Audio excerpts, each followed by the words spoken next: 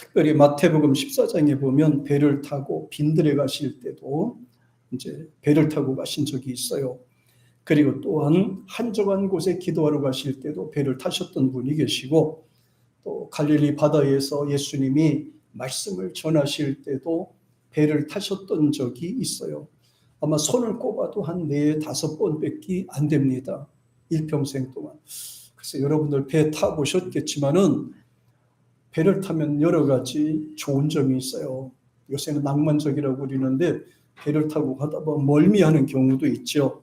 근데 바다라고 하는 거는요, 이게 갑자기 어떤 상황이 일어날지 모르는 일들이 속히 일어납니다. 근데 오늘 본문에 보면 이제 함께 배를 타고 간다는 말씀을 우리가 주목해야 돼요. 예수님이 제자들과 함께 배를 타고 가시더라, 이 부분입니다. 예수님이 제자들과 같이 배를 타셨다는 것은 굉장히 중요합니다. 우리가 가는 도중에도 예수님이 동행하셨다는 뜻입니다. 그러니까 이때만 해도, 배가 출항할 때만 해도 이 부두가 잔잔하고요, 굉장히 조용했습니다. 평안할 것만 같은 호수였습니다. 뭐 광풍이 일어난다든가 바람이 일어난다든가 뭐 호수가 출렁거린다든가 갑자기 물이 요동친다든가 뭐 이런 것은 전혀 생각하지 못할 정도로 배가 출항할 때만 해도 너무 잔잔한 그런 곳으로 가게 됐어요. 참, 그러나 세상은 이렇게 호락호락하지만은 않습니다.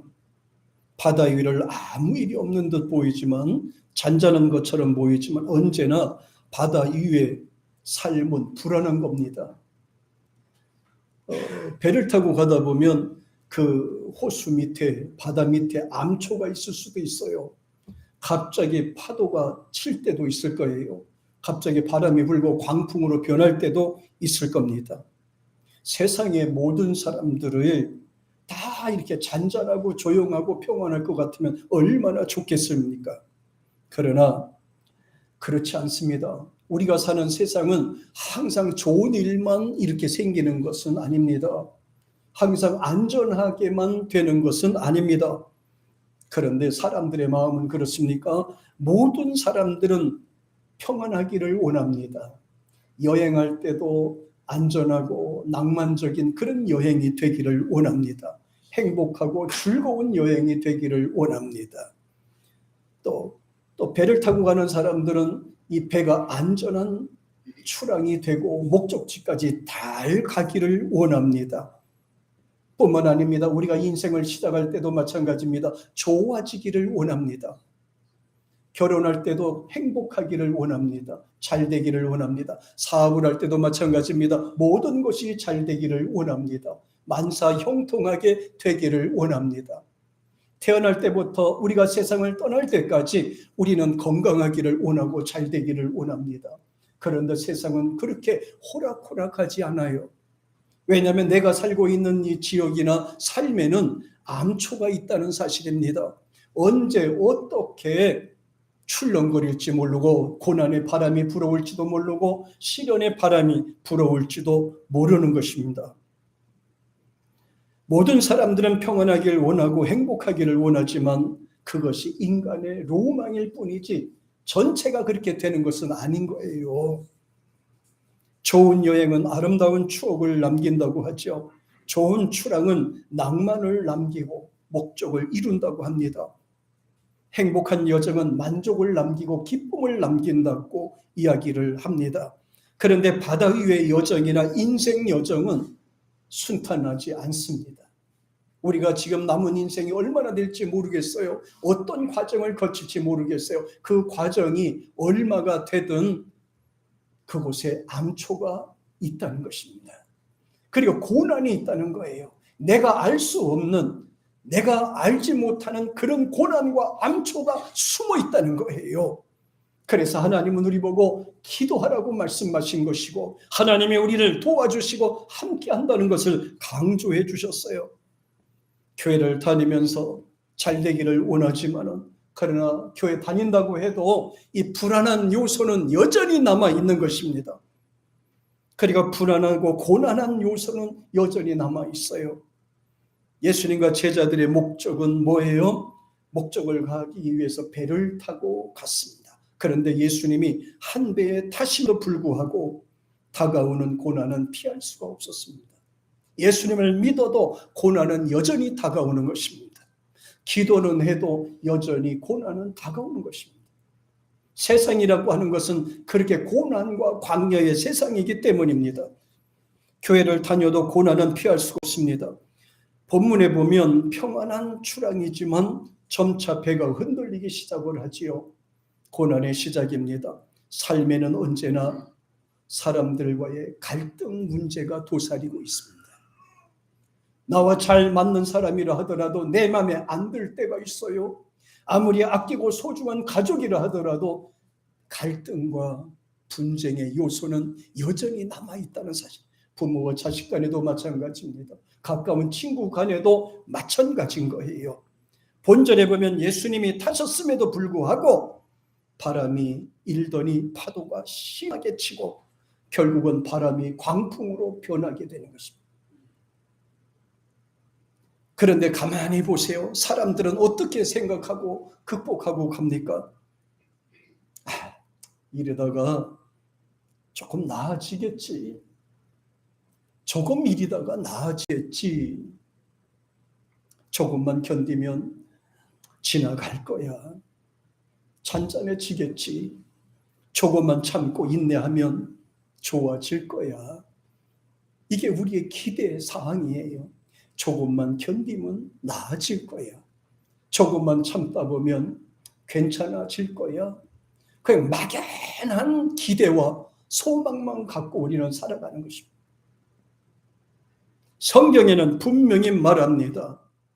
세상은 내가 생각한 대로, 내가 계획한 대로, 내가 로망하는 것대로 그렇게 호락호락하지 않다는 사실입니다. 속담에도 보면 이런 말이 있죠. 좋은 일에는 마가 낀다는 말이 있어요.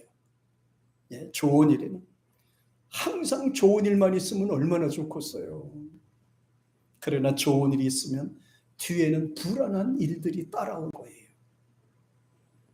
좋은 일이 있으면 얼마나 좋겠어요. 그러나 좋은 일 뒤에는 답답하고 힘든 일들이 따라오는 것입니다. 항상 좋은 일만 오면 얼마나 좋겠어요. 좋은 일 뒤에는 고난의 숨결이 따라오는 것입니다. 그러면 세차게 불어오는 광풍 앞에서 제자들은 어떻게 했습니까? 자기들이 가진 지식과 기술과 능력으로 헤쳐나가려고 노력을 합니다. 그러나 사람이 할 수 있는 일과 사람이 할 수 없는 일이 있다는 것을 고난이 와야만 비로소 깨달을 수 있는 거예요. 자기가 모든 것을 다 할 수 있으면 얼마나 좋겠습니까? 그런데 그렇지 않습니다. 자신의 능력 밖의 일들이 나에게 다가오게 되는 것입니다. 그래서 항상 기도하라, 쉬지 말고 기도하라, 말씀으로 기도하라, 능력과 기도하라, 열심히 기도하라, 범사에 기도하라. 주님께서는 기도에다가 목적을 맞추셨던 겁니다. 다급해졌던 제자들은 어떻게 했습니까? 맞아요. 주님을 깨우기 시작합니다. 주님을 깨운다고 하는 것은 무슨 의미인지 아세요? 기도했다는 뜻이에요. 주님을 찾았다는 것은 기도했다는 뜻입니다. 주님 앞에 간구했다는 것은 기도했다는 뜻입니다. 주님의 필요성은 언제 느낍니까? 내 능력 밖의 일을 당할 때 생기는 거예요. 내가 할 수 있는 일은 내가 하지만 내가 할 수 없는 일, 그때 주님이 필요하신 거예요. 그때 주님이 필요하신 거예요. 제자들은 주무시는 예수님을 깨웠습니다. 이것이 마지막 수단입니다. 주님을 찾아서도 응답을 받지 못하면, 주님을 만나서도 응답을 받지 못한다면 인생은 끝이 되는 거예요. 소란하던 제자들의 등살에 예수님이 깨어나시지요. 그런데 예수님은 전혀 생각이 달라요. 제자들은 다급해 있는데 예수님은 일어나서도 아무렇지 않은 것처럼 보이거든요.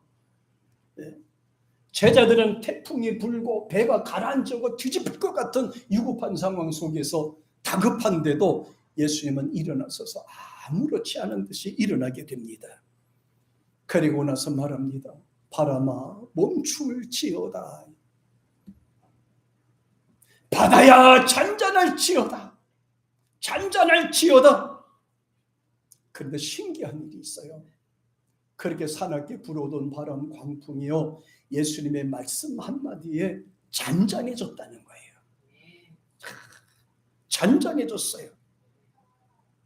그런데 우리가 여기서 꼭 짚고 넘어가야 되는 것이 하나가 있어요.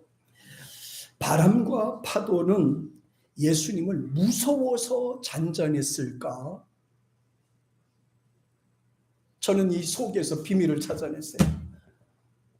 바람도 파도도 예수님을 무서워서 잔잔한 것이 아니라 예수님이 창조주 하나님이기 때문에 순종한 거다, 이 말이에요.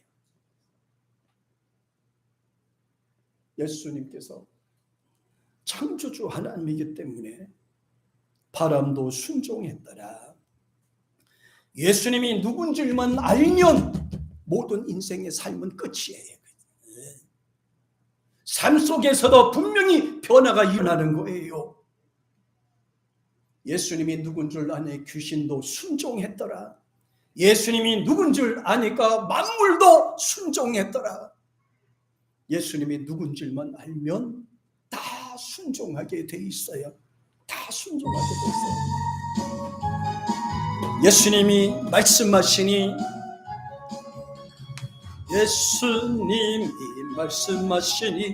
물이 변하여 포도주 됐네.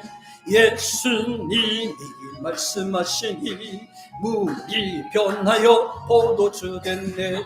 예수님 나에게도 말씀하셔서 새롭게 변화시켜 주소서. 예수님 말씀하시니 바디메오가 눈을 떴다네. 예수님 말씀하시니 바디메오가 눈을 떴다네. 아멘. 예수님 나에게도 말씀하소서. 새롭게 변화시켜 주소서. 예수님 말씀하시니 죽은 나사로가 살아났다네.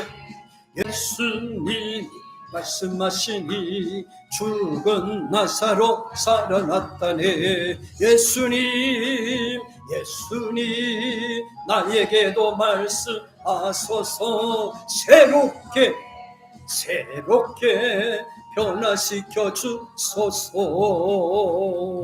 예수님 말씀하시니 거친 파도가 잔잔했다네. 예수님 말씀하시니 거친 파도가 잠잠했다네. 예수님 나에게도 말씀하소서.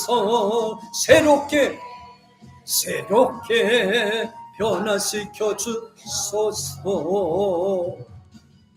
예수님이 말씀을 하시니까 순종하게 되더라는 거예요. 바다도 순종했고 파도도 순종했고 광풍도 순종했고 잔잔하게 되었다. 밀려오는 파도와 고난과 시련과 아픔과 어려움에 모든 풍랑도 잔잔하게 됐더라 그랬습니다. 예수님이 누군지 아니까 순종하게 되는 것입니다.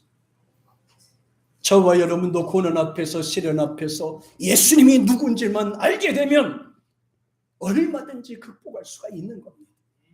예수님이 모르니까 방황하게 되고 당황하게 되는 거예요. 예수님이 창조주 하나님이시기 때문에 그렇습니다. 구약에도 보면 창세기 1장에도 보면 하나님이 빛이 있으라 하며 빛이 있었다고 되어 있어요. 빛이 있어라 그랬어요. 여호수아는 그 믿음으로 세상이 얼마나 담대했던지요. 하늘에 떠 있는 태양 보고 멈춰라고 소리쳤잖아요. 다급하니까요. 하나님 믿습니다. 하나님의 힘으로 태양아 멈출지어다. 태양이 멈춘 게 아니라 지구가 공전이 멈춘 거예요. 근데 성경에는 태양이 멈췄다고 기록이 되어 있습니다. 예. 죽은 지 3일 된 나사로가 무덤에 갇혀 있었죠. 3일 됐으니 썩어서 냄새가 폭풍 나겠죠. 그런데 예수님은 가셔서 문을 열어놓고 나사로야 나갈지어다. 세상에 죽은 사람이 어떻게 나와요? 그런데 예수님이 말씀하시니 죽은 나사로도 살아났다고 되어 있습니다. 성경에는 그래 죽은 나사로도 살아났더라 그랬어요. 그리고 믿기만 하라 그랬어요. 사실 제자들에게는 질병과 또 광풍은요 큰 문제가 되지만은 예수님한테는 아무것도 아닌 거예요. 광풍이나 할지라도 거친 파도라 할지라도 우리 몸에 들려있는 질병이라 할지라도 예수님 앞에서는 아무것도 아닌 거예요. 예수님은 창조주 하나님이기 때문에 그래요. 예수님은 창조주 하나님. 그래서 요한복음 20장 28절에서 도마가 이렇게 얘기합니다. 도마는 예수님의 12 제자 중에 한 사람인데 의심이 아주 지독하게 많은 사람이에요. 예수님도 믿지 못하고 살아난 것도 믿지 못하고 늘 예수님이 하는 일에 대해서 삐딱하게 의심했던 사람이거든요. 근데 나중에 예수님을 딱 만나고 나서 뭐라 그랬는지 아세요? 이 고백이 여러분과 저의 고백이 되기를 축복합니다. 같이 시작. 가로되 나의 주시며 나의 하나님이시다. 최초로 이렇게 고백한 거예요. 나의 주님이요 나의 하나님이시다. 예수님을 하나님으로 받아들인 거란 말이에요. 의심 많던 도마가 제가 서울 학교 다닐 때 구로동에서 선교회를 조직해서 이끌었던 적이 한 번 있었어요. 한 20명 대형 직장 선교회를 조직해서 이렇게 이끌었던 적이 있어요. 근데 전도하기가 참 힘들어요. 젊은 친구들은 의심이 많아서. 그래서 어떻게 접근했냐면은 이제 쪽지를 이렇게 나눠줘서 5가지씩 다 나눠주라고 그랬어요. 예수님을 믿지 못하는 이유가 뭐냐? 교회를 나오지 않게 되는 이유가 뭐냐? 그래서 5가지씩 다 적어서 나한테 좀 보내달라고 그랬어요. 그때 마치 거기 담당하는 분 아는 분이 있어서 그렇게 했더니 진짜 그 15사람한테 그 의심되는 거를 그렇게 모아가지고 왔어요. 보니 어떤 사람은 예수님이 진짜 하나님인가? 진짜 뭐 죽었다 살아난 분인가? 뭐 왜 믿어야 되는가? 이 부분에 대해서 다 이렇게 적어서 보내줘서 그걸 다 쪽지다 적어가지고 답을 적어서 보냈어요. 그 중에서 한 6, 7명이 이해가 돼서 같이 모여서 성경 공부했던 적이 있었어요. 또 올해도 안 가서 한 1년 있다가 제가 전도사로 임명받아가지고 발령받아가지고 어떻게 된지 모르겠습니다만 네. 의심이 생기면 믿어지지 않더라고요. 의심이 생기면 믿어지지 않아요. 그런데 도마는 예수님을 직접 만져보고 의심이 해결되니까 나의 주시며 나의 하나님이시니다 이렇게 이제 얘기했어요. 그러니까 예수님께서 뭐라고 그랬는지 아세요? 자, 내가 만약에 예수님 같으면은 이렇게 안 할 거예요. 자, 29절 같이 읽어보요. 시작. 예수께서 가라사대 너는 나를 본고로 믿느냐? 보지 않고 믿는 자들은 복되도다. 내 생각 같으면은 이렇게 말 안 할 것 같아.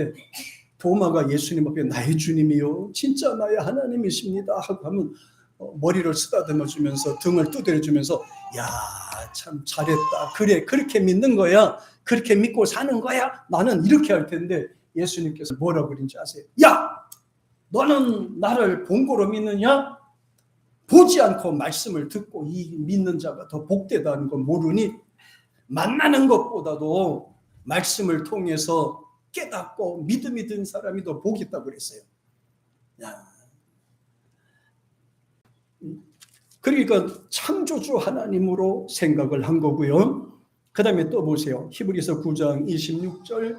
자, 여기 한번 보십시다. 히브리 기자는 뭐라고 됐냐? 시작. 그리하면 그가 세상을 창조하실 때부터 자주 고난을 받았어야 할 것이로되 이제 자기를 단번에 제사로 드려 죄를 얻게 하시려고 세상 끝에 앞에 보면 세상을 창조할 때부터 이렇게 예수님을 가리켜서 말씀한 부분입니다. 예수님을 창조할 때부터 존재하신 분이라는 것을 강조하셨어요. 요한복음 1장에 보면 더 확실한 내용이 말씀하고 있습니다.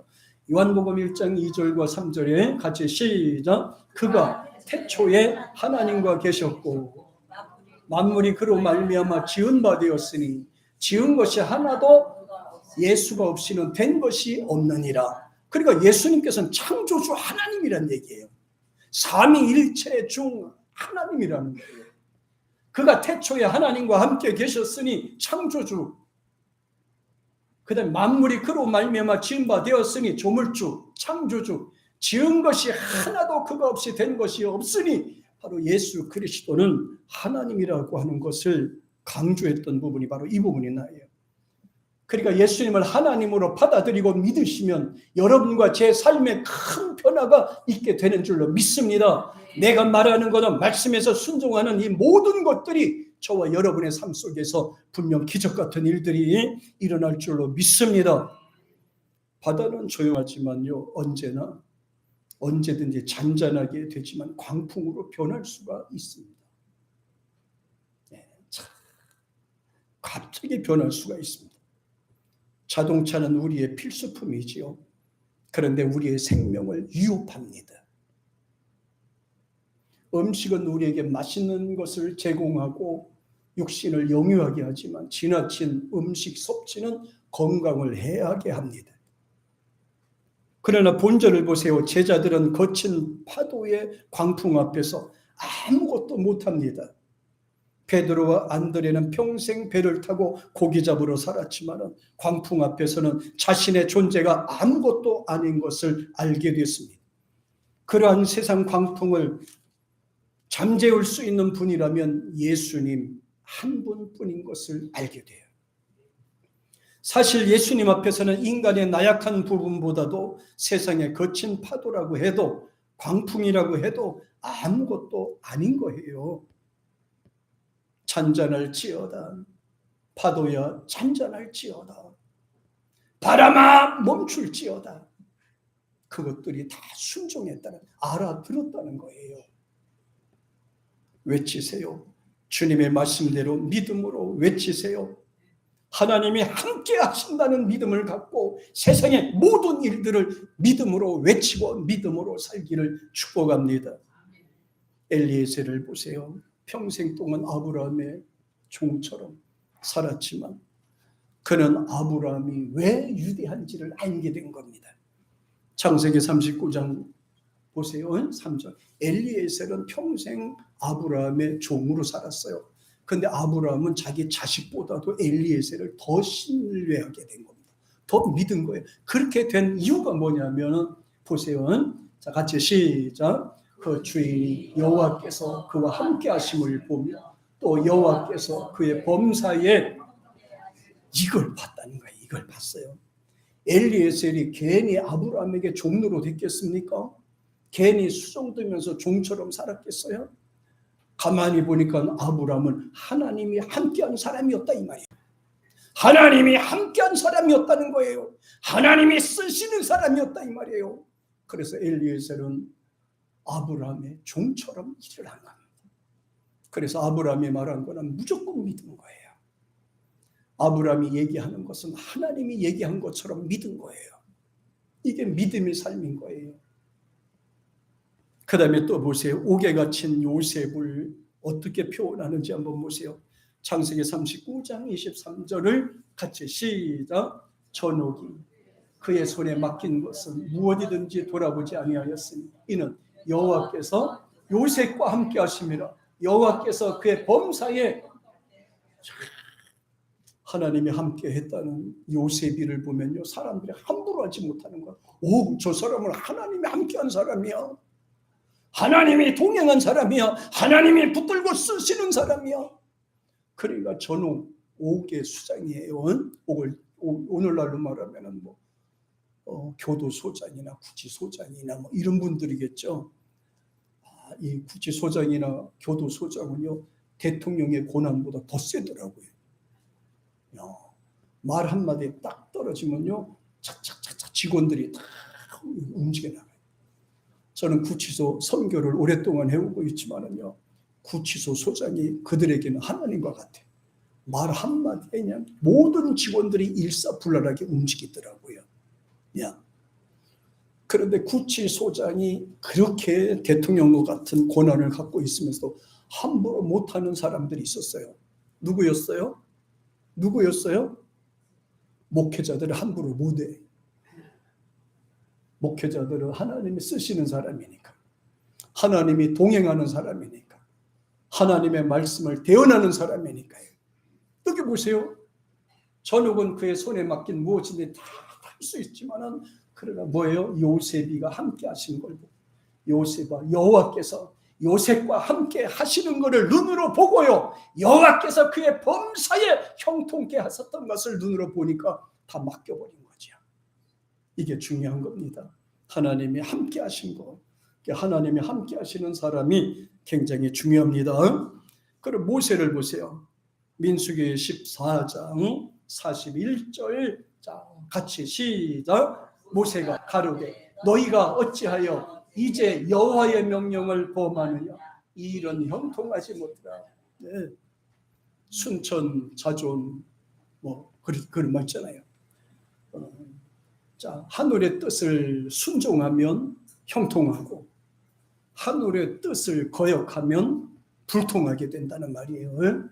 하나님의 명령을 거역하고 하나님의 뜻을 거역하고 너희가 형통할 줄 생각하냐? 하나님의 뜻을 거역하고 형통할 줄 아느냐? 얼마 전에 제가 충격적인 은혜 받은 일을 있어서 소개할게요.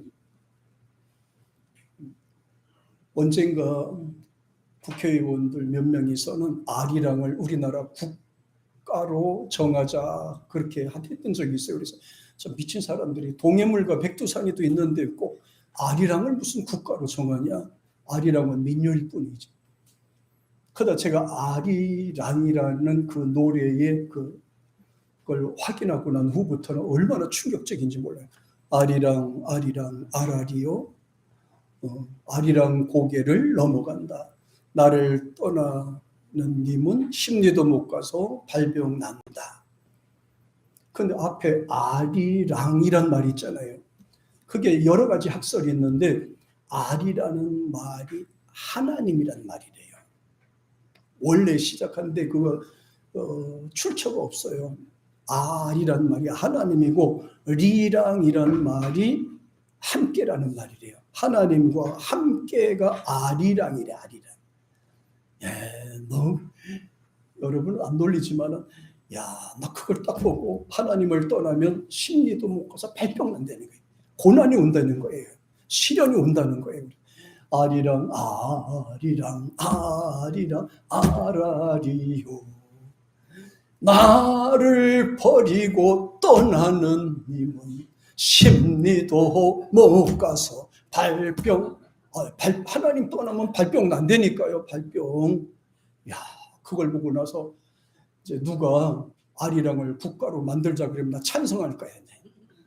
보니까 찬송가야, 찬송가.